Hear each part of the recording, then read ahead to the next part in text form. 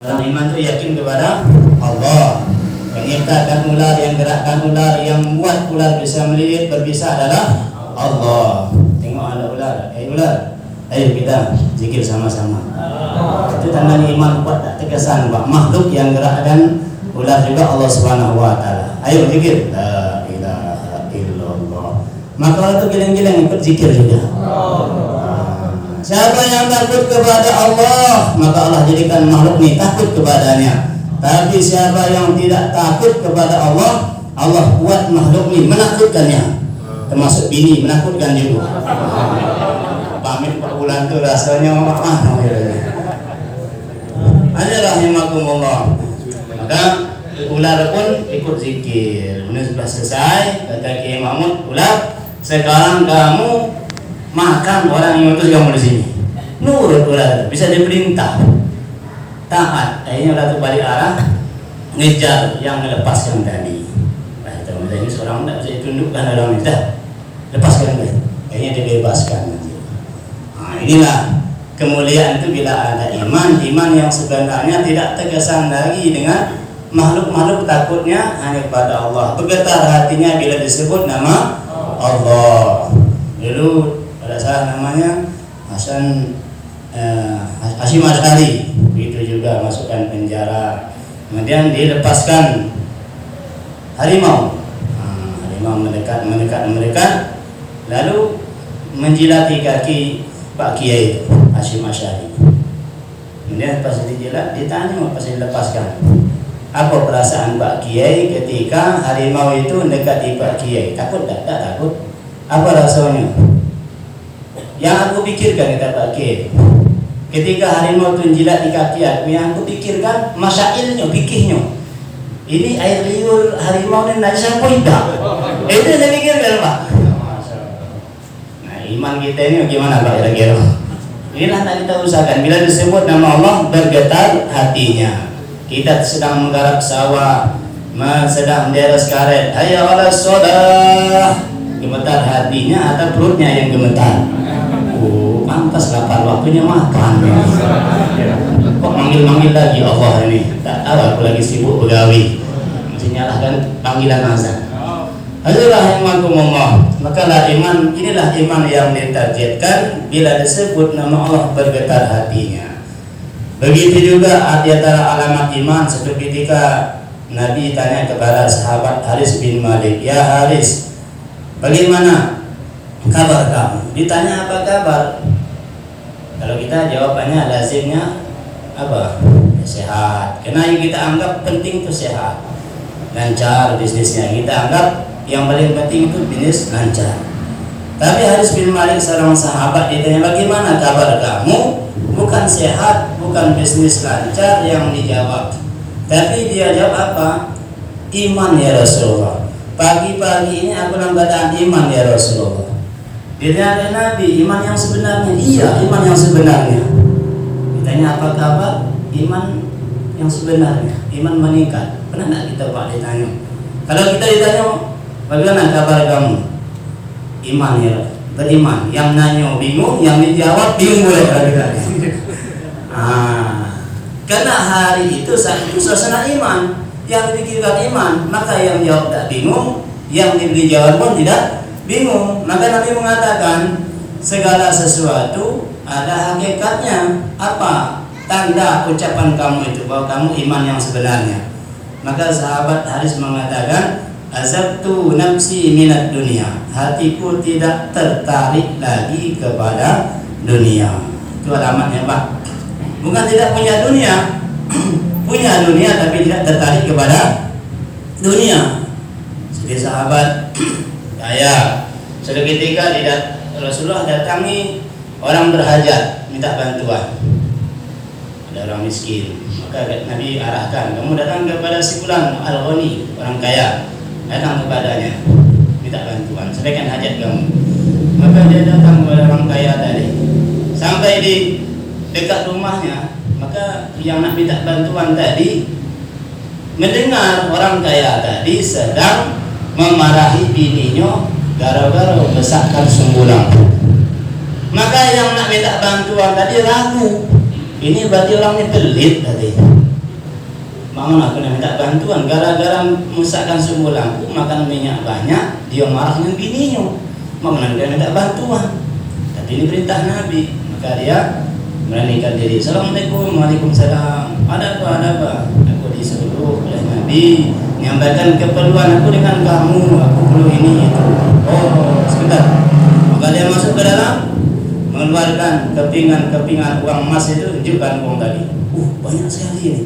Ya baiklah, bawalah. Ngapo memang? Sebenarnya aku ragu nak minta bantuan dengan kamu. Ngapo? Aku dengar tadi kamu memarahi istri kamu gara-gara membesarkan sumbu lampu. Berarti kamu ni orang pelit. Tapi ngasih bantuan banyak dan macam ini, sekantong duit. Maka dia mengatakan, kalau membesarkan sumbu lampu makan minyak banyak itu untuk kepentingan pribadi. Menggunakan uang, harta untuk kepentingan pribadi seminimal mungkin. Tapi kalau untuk orang lain sebanyak-banyaknya, silakan. Boleh kaya apa? Tapi tidak nikmati sendiri untuk bantu orang lain. Itu namanya zuhud. Berarti bukan orang zuhud itu tidak punya dunia tapi tidak cinta dunia. Tidak terkait hatinya dengan dunia. Punya mobil, boleh. Datang orang Makas, Tagasa Pak, kata Imam Mastura. Oh silakan mobil Allah itu pakai aja.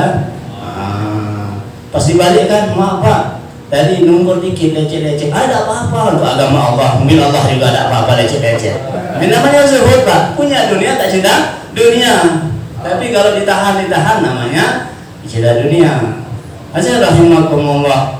Inilah para sahabat, inilah alamat iman, tidak cinta dunia, tidak tertarik lagi kepada dunia.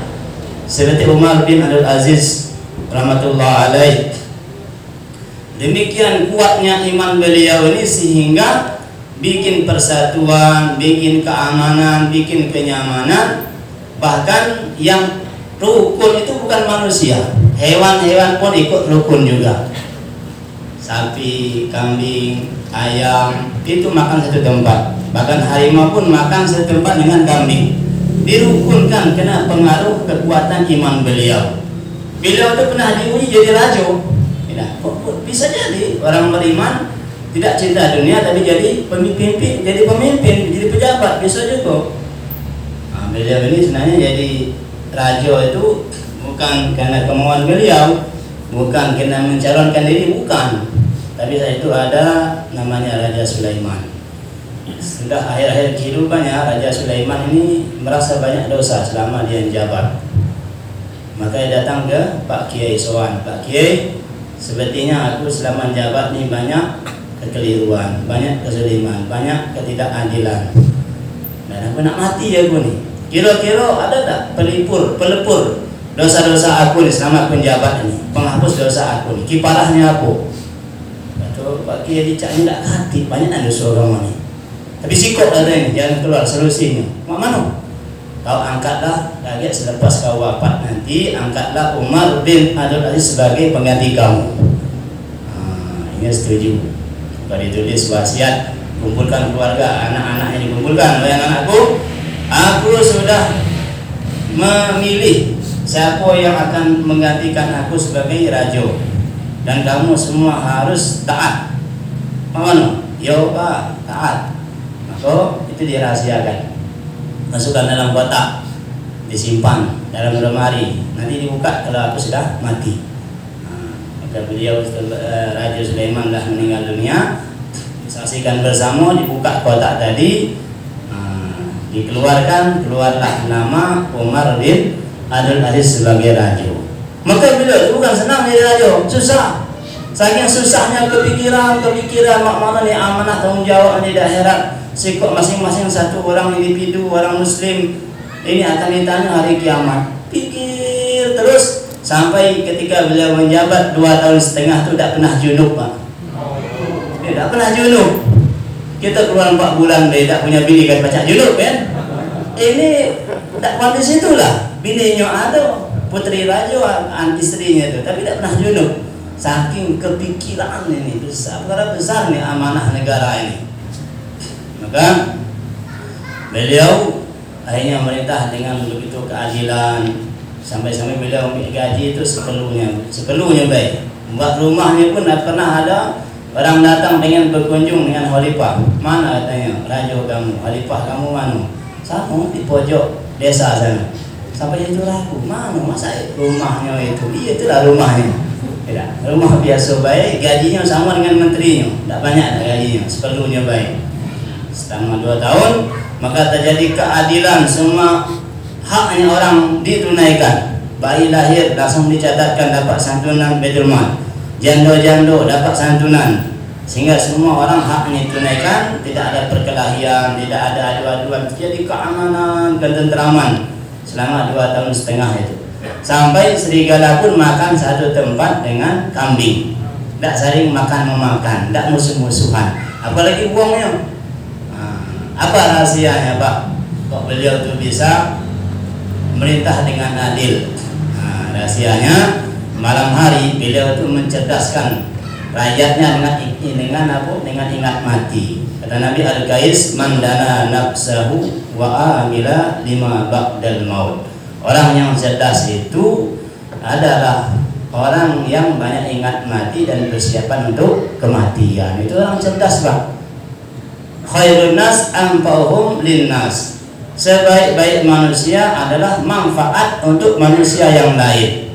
Kapan manusia itu akan manfaat? Bila cerdas. Kapan manusia cerdas? Ingat mati rupanya. Bukan cerdas untuk kepintaran tapi ingat dunia. Akhirnya zalim orang lain kan. Yang memberikan manfaat itu kalau cerdas. Kalau bodoh tak baca memberikan manfaat untuk orang lain, Pak. Harus cerdas. Cerdas itu siapa? Kalau Nabi ingat mati rupanya cerdas itu. Maka Pak Mano malam hari bila itu mengumpulkan pembesar-pembesar kerajaan, menteri-menteri dikumpulkan, muzakarah. Muzakarah apa malam itu? Muzakarah kematian. Dicerdaskan menteri-menterinya, bupati-bupatinya, rakyatnya dengan ingat mati. Kayaknya takut Pak korupsi kalau ingat mati kan? Maka sepas malam hari muzakarah kematian dengan menteri-menterinya, beliau katakan yang hadir di sini besok sampaikan ke bawahannya, sampai ke camatnya, sampai ke lurahnya, sampai ke RT-nya, sampai ke rakyatnya tentang penting ingat kematian. Jadi beliau mencerdaskan rakyatnya dengan ingat mati. Akhirnya terjadi ketentraman, kemakmuran di mana-mana. Nah, ini hasil rahimakumullah. Seperti beliau itu imannya kuat, walaupun diuji dengan jabatan, tapi tidak terkesan dengan jabatan. Kemudian hasil rahimakumullah. Masih banyak lagi sahabat-sahabat. Inilah diantara alamat iman itu azabtu nafsi minat dunia. Kata sahabat Haris, tidak terkesan, tidak tertarik lagi kepada dunia. Kemudian bila lanjutkan dan aku lalui siangku dengan puasa, malamku dengan ibadah, dan seakan-akan aku melihat aras Tuhanku didekatkan, dan seakan-akan aku melihat ahli surga sedang bersilaturahmi satu sama lain. Tampak pemandangan akhirat, dan seakan-akan aku melihat ahli neraka sedang berteriak-teriak kesusahan dalam api neraka. Jadi alamat iman itu Pak, tampak pemandangan akhirat. Nak kembali ke sana gitu Pak. Bukan tampak kebun karetnya lagi. Nampak bulan tersimak bulan, nampak kebun karetnya itu belum dideres. Nampak sawitnya, nampak proyeknya itu belum Pak berarti. Jadi orang iman itu tampak ingat pemandangan akhirat. Seperti Rabi'ah Al-Adawiyah, begitu kuat iman beliau kepada akhirat, tampak pemandangan akhirat. Kalau beliau itu melihat di jalan itu ada sate kambing yang di sate itu. Kalau kita mana Pak? Ngiler kan? Ngiler saya lidah gitu. Tapi Rabi Allah teringat akhirat, nengok kambing di sate itu ingat akhirat, nangis beliau itu. Bukan ngiler tapi nangis. Ditanya apa nangis? Kalau kambing di dunia di sate, disembelih dulu, baru di sate. Tapi nanti orang di akhirat di neraka itu hidup-hidup di sate, diguling-guling. Nangis Pak. Itu namanya iman. Alamat iman itu lihat dunia ingat akhirat. Hasil rahimakumullah. Satu ketika ada wali Allah, doa di di depan multazam, panjang sekali doa. Doa lagi depan multazam, tempat yang makbul untuk doa. Maka ada raja lewat. Raja tengok, jangan Pak Kiai ini ada hajat besar ini. Perlu aku bantu, aku tunaikan hajat ini, kemuliaan untuk aku. Ada raja ini kan. Maka saya doa, Pak Kiai ini ditawarkan oleh raja, Pak Kiai, apa hajatnya Pak Kiai, bisa aku bantu. Maka Pak Kiai ini marah. Kalau kita mana Pak, misalnya kita doa, ya Allah, perlu duit ya Allah, datang ini rajo, biasa rajo ni camat, atau orang kaya lah kan. Kau tu nak perlu apa? Oh, datang Rasulullah ini ya. Bila tu marah, kurang ajar kamu. Ini di rumah Allah, kau boleh nawarkan bantuan. Pergi sana. Suruhnya pergi rajo tadi. Rajo tu nunggu di luar. Tunggu. Dalam masjid tak boleh. Rumah Allah mungkin di luar ni boleh. Jika Pak Kiai sudah di luar, ditawarkan, Pak Kiai ini sudah di luar masjid, sampaikanlah hajat Tuhan, akan aku tunaikan. Kata Pak Kiai, kamu tu menunaikan hajat aku, hajat dunia atau hajat akhirat? Kata raja, ya hajat dunia lah, hajat akhirat aku tak bisa.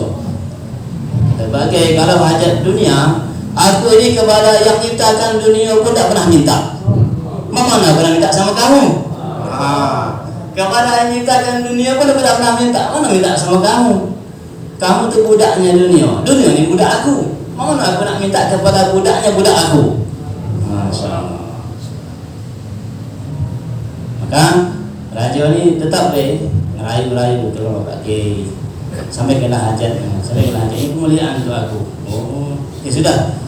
Kata Pak Kiai, kumpulkan menteri kamu. Nanti akan aku sampaikan hajat aku. Wah, senang raja ni kan. Balik dia. Maka kumpulkan menterinya.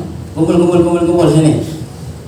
Pak Kiai nak datang, kemuliaan untuk kita bisa tunaikan hajat-hajat dia. Maka Pak Kiai datang. Raja, Pak Kiai silakan sampaikan apa hajatnya. Kata Pak Kiai, silakan kerajaan kamu padaku. Sudah janji ya, malulah. Akhirnya diserahkan. Ya sudah, serahkan. Ini Pak Kiai jadi raja sekarang. Ini mantan raja. Terus kata Pak Kiai, sekarang aku jadi raja, kamu mantan sudah. Maka kata Pak Kiai dengan menteri-menteri ini kan, menteri-menteri, pembantu, itu siapkan makanan yang enak-enak, siapkan masakan yang enak-enak, siapkan buah-buahan yang segar, siapkan jus-jus yang enak, hidangkan kepada mantan raja ini, dan sampaikan kepadanya besok dia akan dipancung. Hidangkan Pak, di depannya makanan enak, minumnya segar. Dijingoki sama mantan raja tu ya. Kira-kira baca makan apa dah Pak kira Pak? Sudah makan? Tak bisa. Ningoki ngelamun deh ini kan.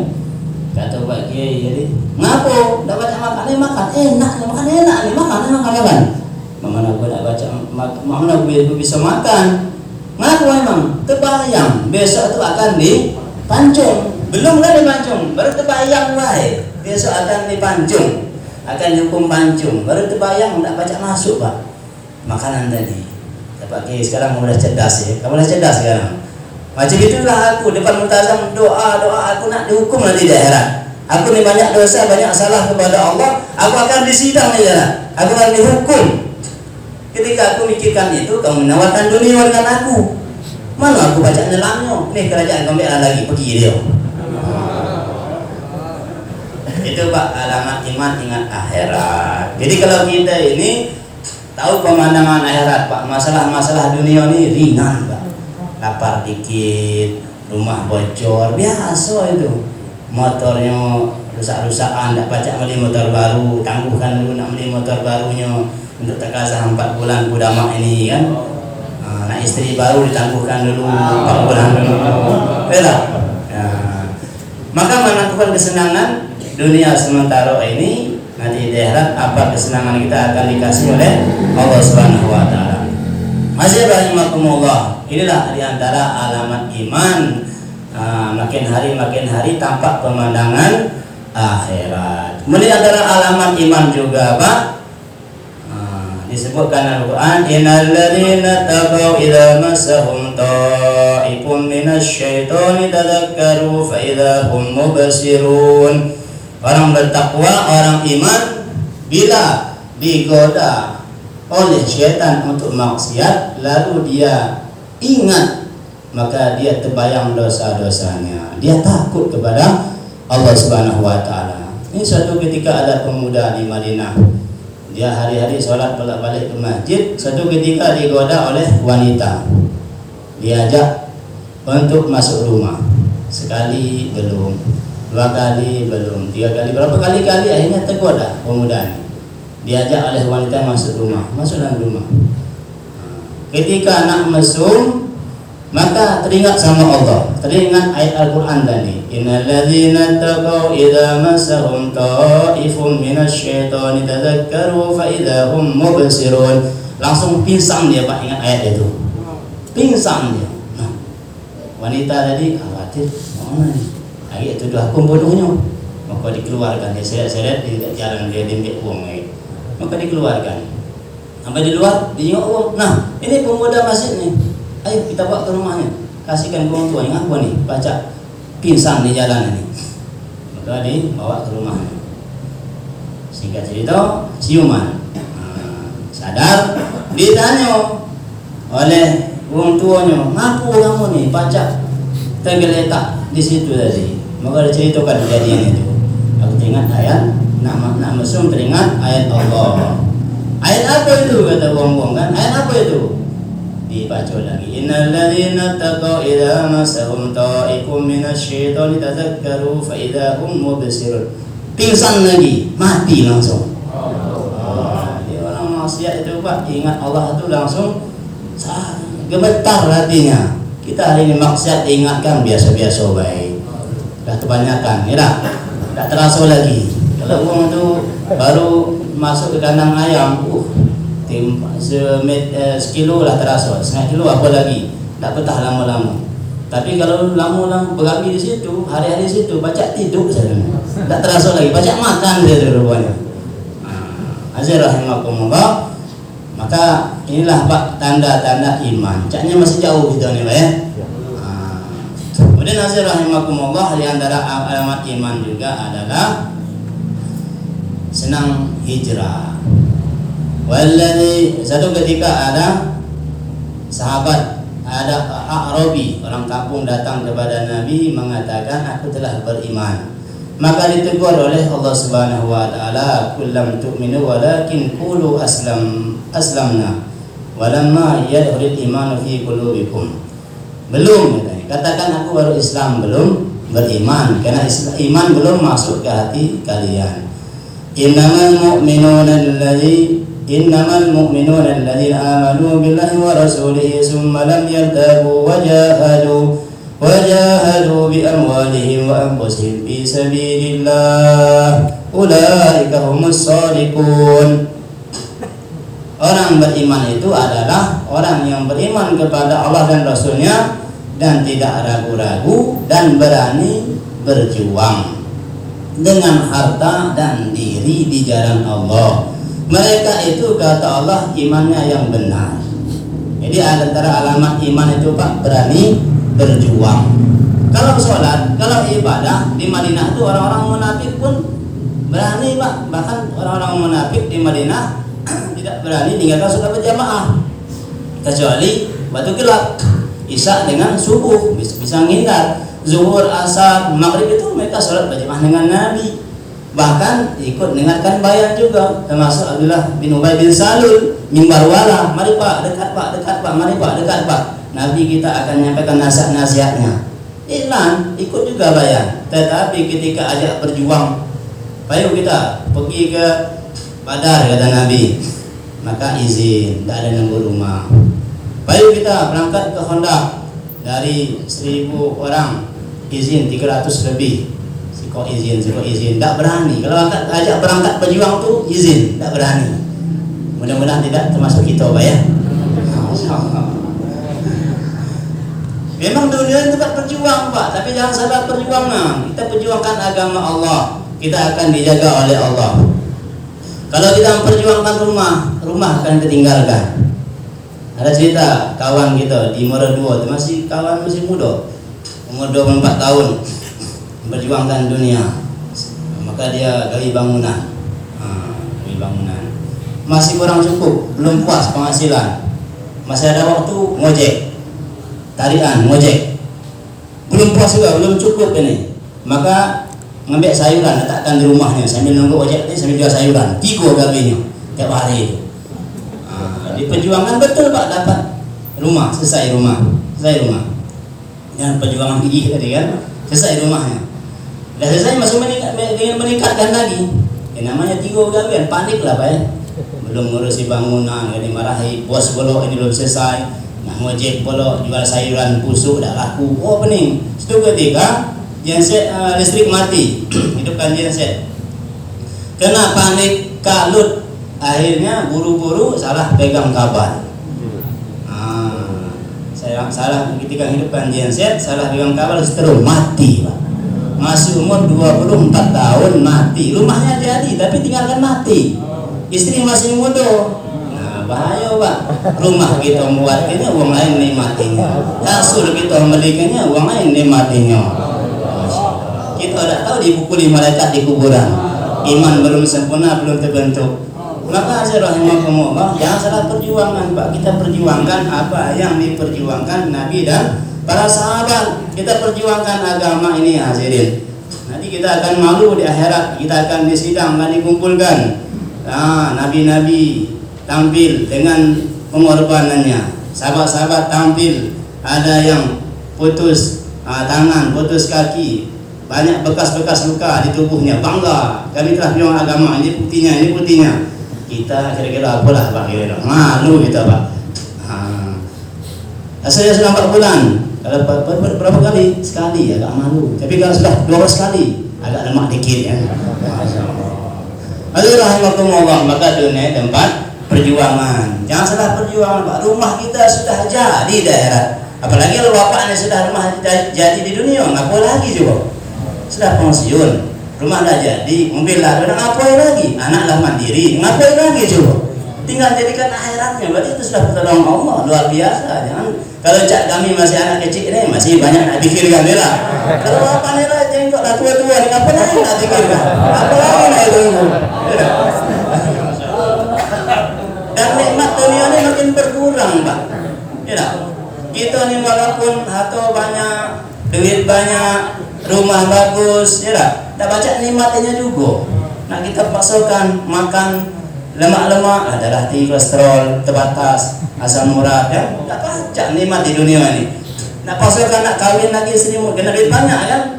Nak nikah lagi, tapi tak kuat lagi. Dipaksa-paksa dengan obat kuat, jantungnya jebol, keras tak berasa. Ini nampak dunia ni makin hari makin tak nikmat. Maka waktunya Pak, kita sebagaimana Abu Ayyub Al-Ansari sudah umur 83 tahun, sakit-sakitan, maka beliau pengen ikut dalam perjuangan. Diingatkan, Tuan, Pak Kiai, dulu kamu sudah banyak berjuang bersama Nabi. Sekarang nih banyak orang perlu sama kamu, mantap-mantaplah di Madinah. Kamu sakit-sakitan, orang banyak putus sama kamu, banyak tamu-tamu datang pengen sowan dengan kamu, mantap-mantaplah sini. Kata beliau, aku nak berangkat. Karena aku baca firman Allah, impiru hipapa wa thiqala. Berangkatlah keadaan senang dan sulit. Dulu ketika muda lemah berangkat itu kan. Ketika sakit-sakitlah tua ni susah. Aku nak berangkat juga. Maksudkan diri, akhirnya dimusahakan berangkat. Maka berangkat jenazah, beliau berangkat di tengah jalan meninggal dunia.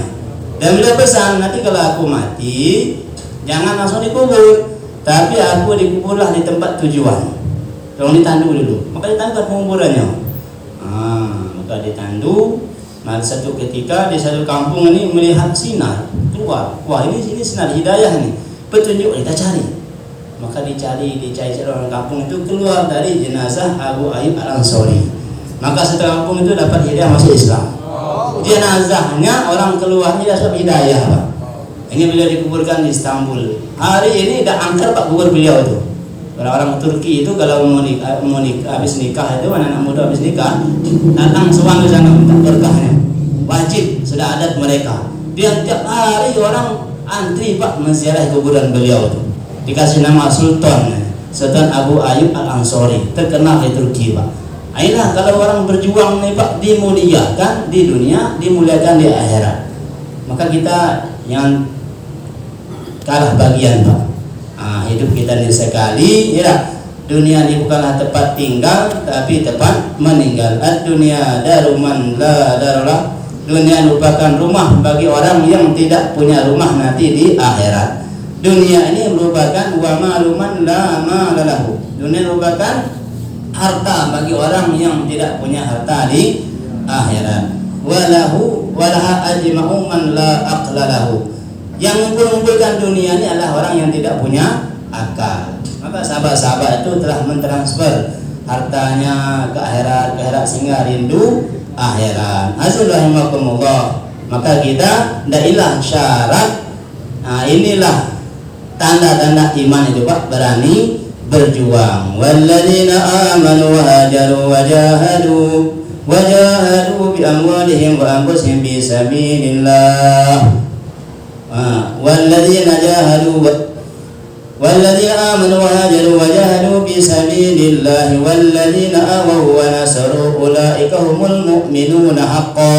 Orang iman dan berhijrah, berjuang di jalan Allah dan memberikan tempat kepada pejuang-pejuang, mereka itu kata Allah yang imannya benar. Mereka itulah yang sebenar-benarnya iman. Iman yang diakui oleh Allah, iman orang berjuang dan berikan tempat kepada pejuang-pejuang. Maka rahimakumullah, nak kita buktikan bahwa iman kita ini iman yang sempurna. Kita berani hijrah memperjuangkan agama Allah Subhanahu wa taala. Bahkan iman akan kuat dengan terbentuk dengan dakwah. Iman ini akan tersebar dengan hijrah, dan iman ini akan menguat dengan mujahadah. Tadi asal disampaikan seperti akar. Iman itu seperti akar, tak nampak. Tapi kalau akarnya bagus, nampak nanti batangnya kuat, kokoh, buahnya manis. Kita pun nampak apanya iman itu di hati, tak kelihatan. Tapi kalau imannya masuk, biasanya jenggotnya keluar. Kalau imannya keluar, jenggotnya masuk biasanya. Itu ada tanda-tandanya. Maka iman tidak nampak, tapi tampak tanda-tandanya Pak. Maka iman itu akan subur dengan dipupuk. Seperti akar itu dipupuk dengan apa? Kotoran sapi, kotoran kambing. Kalau dipupuk dengan yang enak-enak, roti, madu, susu, gula, maka datang semut-semut. Tapi dipupuk dengan perkara yang tidak disukai, kotoran sapi tadi. Begitu juga iman kita nih Pak, kalau dipupuk dengan yang enak-enak, maka tak subur, malah rusak. Dipuji orang. Tapi kalau iman kita ini dengan 4 bulan mujahadah, 4 bulan ninggal anak bini, kesenangan di rumah, jalan kaki, naik gunung, turun gunung, itu makan, tak temu makanan, diusir, nanti bisa nangis lah. Teringat perjuangan Nabi dan sahabat. Untuk itu hadirin, Jurkudama sudah dekat, maka akan dibentuk jemaah persiapan, jemaah tiar. Maka dengan jemaah tiar ini nanti akan ada usuli, sehingga sebanyak-banyaknya nanti orang akan keluar waktu Kudama, kita akan dapat pahala mereka. Untuk itu hadirin, kita niat Pak untuk mengawali dengan bentuk jamaah tiar, supaya nanti target Jurkudama ini bisa terpenuhi. Kita tangguhkan kesenangan dunia sementara, nanti kesenangan kita di akhirat akan dikasih oleh Allah Subhanahu wa taala. Maka kita pun semua niat untuk keluar di jalan Allah Subhanahu wa taala. Madinah itu pernah dikosongkan Pak. Kapan? Zaman Sayyidina Abu Bakar Siddiq radhiyallahu an, ketika banyak fitnah, munculnya nabi palsu, munculnya orang yang ingkar zakat, maka Sayyidina Umar tak betah Pak di Madinah itu. Sayyidina Abu Bakar tidak betah. Bila katakan bentuk jamaah kekosongan Madinah, semua laki-laki balik keluar Pak, sampai 3 hari tidak ada azan. Ada sahabat protes, wahai Abu Bakar, kalau kita lanang-lanang yang balik ini keluar ya loh, nanti seandainya Madinah diserang lagi, siapa yang akan mengubur istri-istri Nabi di Madinah ini? Maka Sayyidina Abu Bakar mengatakan, aku lebih tega, seandainya istri-istri Nabi diserang lalu dimakan serigala, aku lebih tega daripada agama dikurangi. Kalau di zaman Nabi orang bayar zakat dengan talinya, sekarang kok bayar zakat tanpa tali, akan aku perangi. Maka saya kan tak betah di Madinah, kok ada di zaman beliau orang murtad, kok di zaman beliau ada orang yang meninggalkan sholat, di zaman beliau kok ada orang tidak bayar zakat, tak betah. Maka beliau mengajak teman-temannya untuk keluar menyelesaikan masalah ini. Nah hari ini Pak, berapa banyak orang tak sholat, berapa banyak orang tak zakat, kok kita tak keluar-keluar, dosa tak pikir kita Pak. Maka kita ikut jejak Sayyidina Abu Bakar. Hari ini kita kosongkan Madinah, bentuk jamaah sebanyak-banyaknya. Insyaallah, silakan Pak.